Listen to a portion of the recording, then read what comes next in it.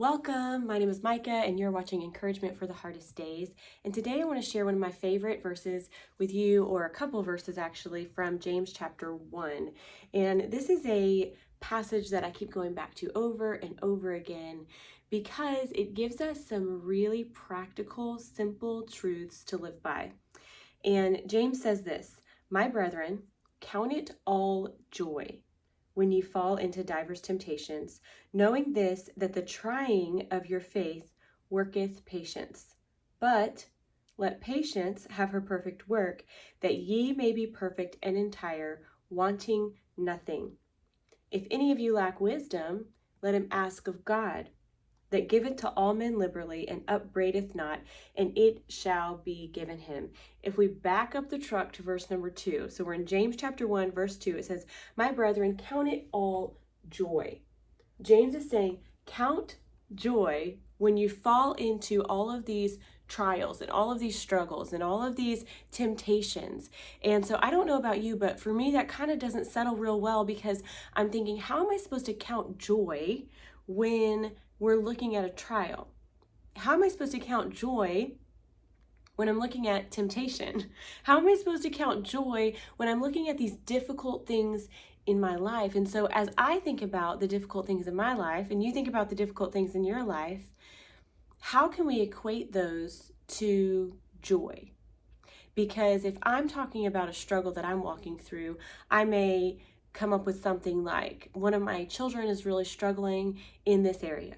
Or I may come up with something like, I personally am having some self-doubt in a certain area that I know God's calling me to, but I'm struggling because I just don't feel like I'm good enough.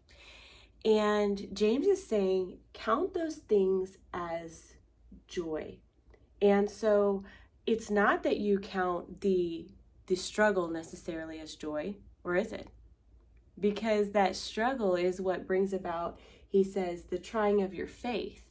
So that struggle with my child, or that struggle with my self-doubt, it tries my faith. So it makes me question, do I believe that God can help me with that situation with my kid?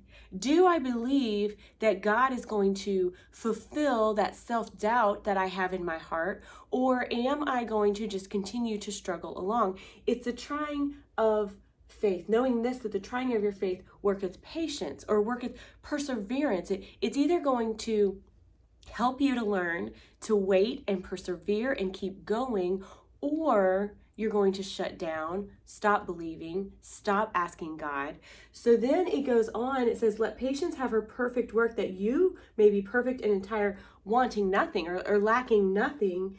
Verse 5, if any of you do lack wisdom, if you don't know what to do, if you are in a situation where your faith is being tried and you don't know how to help your child, or you don't know that you can do what God is calling you to do, if any of you lack wisdom, let him ask God.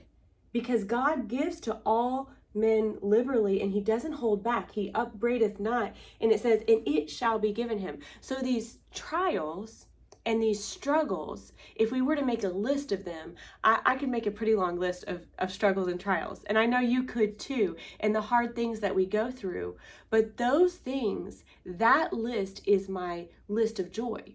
Because those things that are difficult and that are hard determine my faith. They determine how I am going to choose to believe. They determine what I believe. You see, our problems really prove our faith. If you're walking through a rough patch and you face something that brings you up against a wall, this is when we have the opportunity to either deepen our faith or to darken our faith. This is when we have the opportunity to either go to the place where we know to find the light, or to hide in the corner and not access the one place that we know holds the wisdom and the answers to all of our life. So as you think of joy, and you think of counting joy, and you think of being wise, and you think of seeking God, I don't think that it's so much about putting a smile on our face and being happy and moving forward and just pretending this joy. I think it's really about looking at those hard things and saying, God, this thing, you are using it to work in my life. You are using this difficult situation to bring about something beautiful in me. And it's not about me, Lord. It's about you. It's about what you're doing in me and through me. And so as I face that thing, that situation with my child, as I face that relationship struggle, as I face that financial hardship, as I face that job loss or that diagnosis that's just too difficult to understand, the trying of my faith is what's going to produce and prove what I really believe about God, what I really believe about God's work. And it's going to bring me to a place where I don't lack anything because I have everything that I need right here. And then when I do seek God here and I still feel like I'm lacking wisdom and I can't see the answers, I know who to ask. If any of you lack wisdom, let him ask God that giveth to all men liberally, and it shall be given him. So I don't know what it is in your life. I don't know the trial. I don't know the temptation. I don't know the struggle, but I know you have something. And I want to encourage you today to count it as joy.